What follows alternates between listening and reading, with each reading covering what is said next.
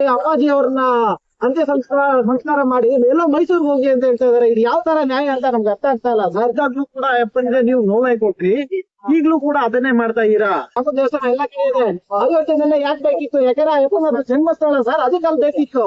ಹೋಗಿ ನಿಂತ್ಕೊಂಡು ಆಯ್ತು ಫೋಟೋ ಆಯ್ತು ಹೊರಡಿ ಅಂತ ಹೇಳಿ ನಮ್ಮ ಸಿಬ್ಬಂದಿಗಳು ಹೇಳ್ತಾ ಇದಾರೆ. ಇದೆಲ್ಲ ನೋಡಿದಾಗ ಏನ್ ಅನ್ಸುತ್ತೆ ಸರ್ ಮನ್ಸಿಗೆ ಅಂದ್ರೆ, ಅಯ್ಯಪ್ಪ ಬದುಕಿದ್ದಾಗ್ಲೂ ಕೂಡ ಅಯ್ಯಪ್ಪನಿಗೆ ನೀವು ನೋವೈ ಕೊಟ್ರಿ, ಈಗ್ಲೂ ಕೂಡ ಅದನ್ನೇ ಮಾಡ್ತಾ ಇದೀರಾ. ಅವ್ರು ಸಾಂತ ಅಭಿಮಾನಿಗಳಿಗೂ ಕೂಡ ಪಾರಂಪರ್ಯ ಏನಿದೆಯೋ ಅದನ್ನೇ ಮುಂದುವರ್ಸ್ಕೊಂಡು ಹೋಗ್ತಾ ಇದೀರಾ. ನಾವ್ ಏನ್ ಹೇಳ್ತಾ ಇದೀವಿ ಅಂದ್ರೆ, ನಮ್ಗೆ ಇವತ್ತು ಒಂದಿನ ಅವಕಾಶ ಕೊಡಿ. ನಾವು ಬರೋದೇ ವರ್ಷಕ್ಕೆ 2 ದಿನ.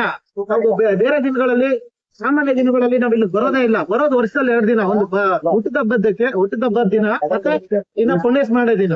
ಆ 2 ದಿನದಲ್ಲಿ ಈಗ ನಾವು ಇಲ್ಲೇನ್ ಖುಷಿಯಾಗಿ ಬಂದಿಲ್ಲ ಸರ್. ಆ ಯಪ್ಪ ಇಲ್ಲ ಅನ್ನೋ ನೋವಿಂದ ನಾವ್ ಇಲ್ಲಿ ಬಂದು ಅವ್ರ ಮುಂದೆ ಅವ್ರ ಜೊತೆಲಿ ಅಲ್ಲಿ ಏನೋ ನಮ್ಗೆ ಆ ಜಾಗದಲ್ಲಿ ಕುತ್ಕೊಂಡ್ರೆ ನಮ್ಗೊಂದು ನೆಮ್ಮದಿ ಸಿಗುತ್ತೆ. ಆ ಯಪ್ಪನ ಹತ್ರ ಮಾತಾಡ್ದಂಗೆ ಇರುತ್ತೆ. ನಾವು ನಮ್ ಮನ್ಸಲ್ಲಿ ಏನಿದೆಯೋ ಅದನ್ನ ಹೇಳ್ಕೋಬೇಕು ಅವ್ರ ಹತ್ರ ಅಂತ ಬಂದಿರೋದು ಸರ್. ಅಲ್ಲೆಲ್ಲ ಮೈಸೂರಿಗೆ ಹೋಗಿ ಅಂತ ಬೋರ್ಡ್ ಹಾಕಿದ್ದಾರೆ ಸರ್. ನಾನು ಹೇಳ್ದಾಗ ರಾಮ ದೇವಸ್ಥಾನ ಎಲ್ಲಾ ಕಡೆ ಇದೆ ಸರ್. ಇಂಡಿಯಾದಲ್ಲಿ, ಭಾರತದಲ್ಲಿ ರಾಮ ದೇವಸ್ಥಾನ ಎಲ್ಲಾ ಕಡೆ ಇದೆ. ಅಯೋಧ್ಯೆನೆಲ್ಲ ಯಾಕೆ ಬೇಕಿತ್ತು? ಯಾಕಂದ್ರೆ ಅಯ್ಯಪ್ಪನ ಜನ್ಮಸ್ಥಳ ಸರ್, ಅದಕ್ಕಲ್ಲಿ ಬೇಕಿತ್ತು. ನಮ್ಗೀಗ ಇಲ್ಲಿ ಹಾಕ್ಬಿಟ್ಟು ಇಲ್ಲಿ ಅಪ್ಪಾಜಿ ಅವ್ರನ್ನ ಅಂತ್ಯ ಸಂಸ್ಕಾರ ಮಾಡಿ ಎಲ್ಲೋ ಮೈಸೂರಿಗೆ ಹೋಗಿ ಅಂತ ಹೇಳ್ತಾ ಇದಾರೆ. ಇದು ಯಾವ ತರ ನ್ಯಾಯ ಅಂತ ನಮ್ಗೆ ಅರ್ಥ ಆಗ್ತಾ ಇಲ್ಲ ಸರ್.